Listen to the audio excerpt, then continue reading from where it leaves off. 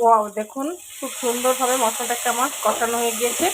আর এটার মূল রান্নার ইয়াটা হচ্ছে প্রথমত এই মশলাটাকে একটু ভালো করে কষিয়ে নেবেন, একদম স্মেলটা আসা পর্যন্ত, তেলটা উঠে আসা পর্যন্ত। তো এটা হচ্ছে মূল টেস্টটা আসবে রান্নার মূল যে মানে ইয়াটা। তো আমার অলরেডি দেখুন মশলাটা কষে আসছে। এখন যেটা করব সেটা হচ্ছে আমি এখন এখানে পরিমাণ মতো পানি অ্যাড করে দিব। ওকে, ওয়াও, দেখুন কত সুন্দর একটা মানে কালার চলে এসেছে, এবং মানে মরিচ, কাঁচামরিচ, কালো জিরার যে একটা ভেসে উঠেছে, কত সুন্দর লাগতেছে। তো আমার মনে হচ্ছে আমি আরেকটু পানি অ্যাড করব, ওকে, এই যে আমি আরেকটু পানি অ্যাড করে দিলাম।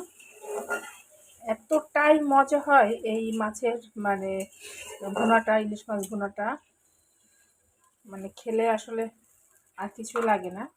তো ঠিক আছে, আর আমি যে এখানে যে মাছটা রেখেছি এটাকে এখন আমি দিয়ে দিব।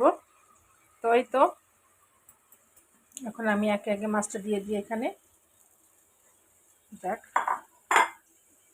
আর কিছুই না, এখন আমি একটু জাল করে নিব পরিমাণ মতো, পানিটা আমি রাখা পর্যন্ত, যতটুকু আমি রাখতে চাইবো গ্রেভিটা ততটুকু পর্যন্ত। তো এটাকে জাল হতে থাকুক, ফিনিশিংয়ে আমি দেখাচ্ছি কেমন হয়।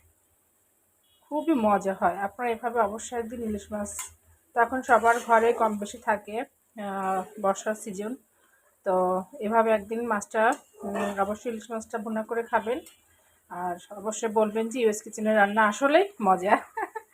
আর এটা হচ্ছে আমার আম্মুর রেসিপি, সেটাই আমি আপনাদের আজকে দেখিয়ে দিলাম।